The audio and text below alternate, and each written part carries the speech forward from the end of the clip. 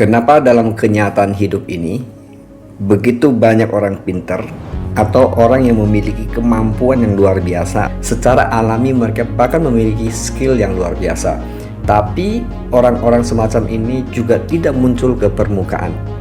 Salah satu penyebabnya adalah self-discipline. Saya masih ingat pada saat saya sambil kuliah, sambil bekerja. Waktu itu usia masih relatif muda dan belum punya pengalaman hidup.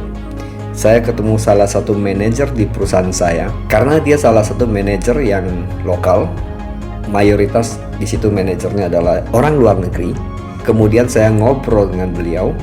Beliau mengatakan seperti ini, saya tidak takut kepintaran orang lain, saya tidak takut skill mereka miliki, tapi saya mempunyai satu keunggulan, yaitu saya tekun dan disiplin melakukan tugas saya. Kalimat yang sederhana itu di usia saya masih relatif muda itu tancap sampai hari ini. Oleh sebab itu kita perhatikan, tadi saya mengatakan bahwa banyak orang punya kepintaran, banyak orang punya skill atau kemampuan, mereka kalah dengan namanya disiplin. Kenapa manusia cenderung tidak disiplin? Karena pada dasarnya setiap manusia menghindari namanya pain atau kesakitan, gain pleasure atau menikmati kesenangan. Nah, kalau kita ngerti bahwa prinsipnya manusia seperti itu, berarti ini bisa menjadi satu jebakan, dan inilah salah satu penyebabnya kenapa kita sering jatuh dalam jebakan kenikmatan yang saya katakan kenikmatan sementara, temporary pleasure. Ini akan sangat berbahaya untuk long term. Karena untuk bisa mempertahankan disiplin diri, kita sudah pasti menunda kenikmatan, bahkan sering mengerjakan sesuatu yang kita sebenarnya tidak nyaman melakukannya, tapi hal itu yang harus kita lakukan untuk sukses dan tidak ada jalan lain, yaitu kerjakan. Walaupun tidak nyaman pada awalnya, ikuti prosesnya sampai dimana otak kita bisa menerimanya dan menjadi satu disiplin yang kuat dalam diri kita. Kenapa hal ini harus kita lakukan? Karena prinsipnya untuk mencapai visi, impian atau tujuan kita melakukan apa yang perlu kita kerjakan, bukan apa yang ingin kita kerjakan. Sering kita terjebak di apa yang kita suka lakukan atau apa yang kita ingin lakukan, bukan apa yang harus kita lakukan. Dan ini sering terjadi. Contoh sederhana, katakanlah kita sudah membuat goal, yaitu setting goal untuk menurunkan berat badan 5 kilo dalam 3 bulan. Action yang harus kita lakukan adalah diet, olahraga teratur, tidur teratur, dan sebagainya. Kedengarannya sederhana, tapi di sini dibutuhkan disiplin yang luar biasa. Makanan yang kita suka dan kita harus menghindari, karena memang harus diet.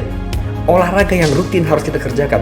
Mungkin kita masih kerjakan hari pertama, kedua, ketiga, keempat, kelima, tapi selanjutnya kita mulai mencari alasan untuk tidak melakukannya. Karena memang tadi dikatakan bahwa kita cenderung adalah avoid pain.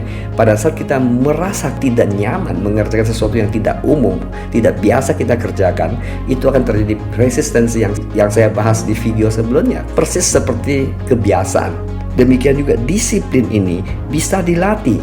Nah, namun kita belum terlatih, kita sudah kalah dengan bawaan hidup manusia. Manusia cenderung avoid pain, gain pleasure.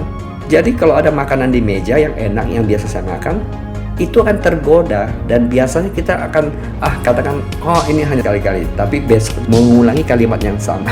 Saya mempunyai teman yang sama seperti itu. Dia bilang, okay, Ongki, we can eat this one once in the blue moon, tapi the blue moon will come tomorrow and tomorrow and tomorrow. Dan disinilah letak problemnya. Pada saat kita toleransi dan kita sudah membiarkan disiplin kita dihancurkan di situ, dan disitulah kita gagal mencapai goal kita. Jadi bagaimana kita bisa mempertahankan disiplin? Untuk menjawab pertanyaan ini, kita mesti mengerti prinsip berikut ini. Kunci untuk mencapai tujuan, impian, visi, bahkan misi kita adalah disiplin diri. Ilustrasi seperti ini, katakanlah impian kita di balik pintu, tapi pintu ini terkunci. Berarti Kalau saya mau menggapai impian saya mesti mencari kuncinya dan membuka pintu tersebut dan saya meraih impian saya. Kalau seperti itu, berarti bagaimana saya harus menemukan kuncinya, bukan? Kuncinya itu adalah self discipline. Mari kita singgung sedikit tentang goal, dream, vision, and mission. Seperti di video saya sebelumnya saya sudah kupas. Pertanyaannya, apakah kamu sudah memiliki semua itu? Kalau sudah, apakah sudah ada planningnya, ada blueprintnya, atau rencana kerjanya? Pengalaman saya hampir selama 30 tahun di dunia people development atau membimbing atau mentoring seseorang untuk mencapai goal mereka atau mencapai dream mereka.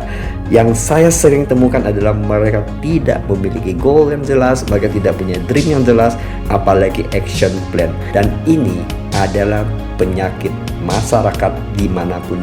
Jika kita tidak memiliki tujuan yang jelas, impian yang jelas, visi misi yang jelas, kita mengabaikan self disiplin atau disiplin diri. Berapa banyak orang mengabaikan ini? Ya, karena hampir dilihat tidak ada kepentingannya. Kenapa mesti disiplin? Bukankah saya bisa lebih baik nikmati hidup saja? Ini yang sering terjadi, bukan? Nikmati hidup saja. Seperti saya katakan tadi, bahwa sama seperti habit atau kebiasaan, disiplin juga bisa dilatih.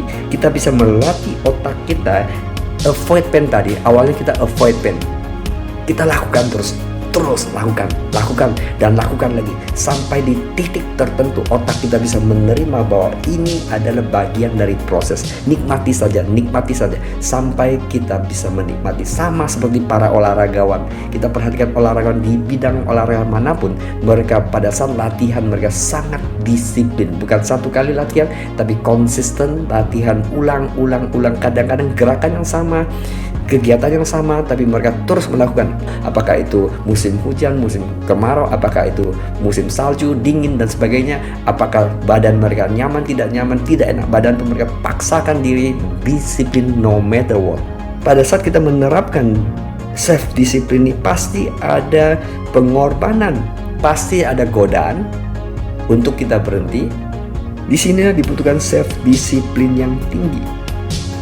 Yang saya tahu adalah pada saat kita punya crystal clear about our dream, biasanya kita lebih kuat dari segala macam godaan dan tantangan. Kalau gitu, berarti visi kita, impian kita, tujuan kita adalah sumber dari disiplin. Apabila kita berhasil menerapkan disiplin yang sangat ketat, apa buahnya? Mari kita lihat. Pertama, yaitu pencapaian goalmu, impianmu, visimu, bahkan misimu. Kedua, menghargai waktu. Pada saat kita menghargai waktu, sama dengan kita menghargai hidup, karena prinsipnya time is life. Ketiga, melatih dan mengasah leadership, karena ada filosofi seperti ini. Disiplin is the root of leadership. Pada dasarnya kita semua adalah pemimpin, baik pemimpin untuk diri sendiri, pemimpin untuk keluarga kita, lingkungan kita, dan seterusnya. Yang keempat adalah membuka peluang untuk meningkatkan aspek kehidupan yang lain, karena satu disiplin menghasilkan disiplin yang lain, dari satu disiplin ke satu disiplin, dan belajar aspek-aspek kehidupan yang lain. Salah satu contoh bahwa kita menghargai waktu dan sebagainya. Yang kelima, biasanya orang yang disiplin dihargai, direspek, itu disenangin, baik di kantor, dalam persahabatan, maupun kehidupan sehari-hari. Dan orang yang disiplin biasa juga menepati janji. Saya masih ingat pada saat saya mulai belajar menjadi seorang pemimpin yang baik, kurang lebih 15 tahun yang lalu, saya ada satu training namanya intensive training, di mana saya yang membawakan trainingnya, dihadiri 50 pemimpin di situ di organisasi saya, dan itu tiap minggu. Peraturannya adalah harus hadir di pertemuan itu setiap minggu selama 3 bulan konsisten, tidak boleh absen. Apabila absen satu kali, mereka akan tidak boleh ikut acara berikut, mereka harus tunggu lagi 3 bulan berikutnya. Pada saat itu salah satu leader saya minta saya mendampingi beliau di Belanda. Di Belanda itu ada seorang duta besar Indonesia waktu itu. Kita datang ke sana untuk mensupport duta besar Indonesia yang ada di Belanda, karena atas permintaan beliau dan begitu seriusnya, dan saya dampingin terbang ke Den Haag. Padahal waktu itu saya pertama kali ke Den Haag, dan kita tahu bahwa terbang dari Asia, dari Jakarta ke Eropa itu butuh waktu yang panjang waktunya. Dan karena saya sudah punya komitmen dan saya sudah bicara dengan tim saya tidak boleh absen, saya juga harus konsekuen.